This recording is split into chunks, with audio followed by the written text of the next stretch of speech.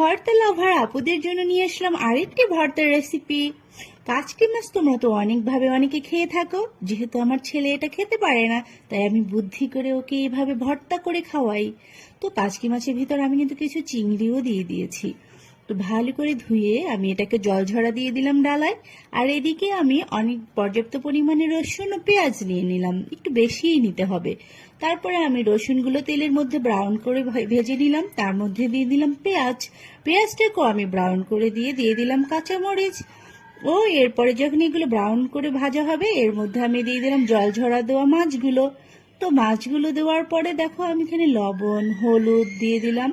আর ওইদিকে শোনো, আমার গুড়ি গুড়ি চিল্লাচ্ছে, আমাকে দেখতে পাচ্ছে না, তাই কিভাবে যে ভিডিও বানাই তা শুধু আমরাই জানি। তো এই দেখো, এরকমটা ভাজা ভাজা হয়ে গেলে গায়ের জলটা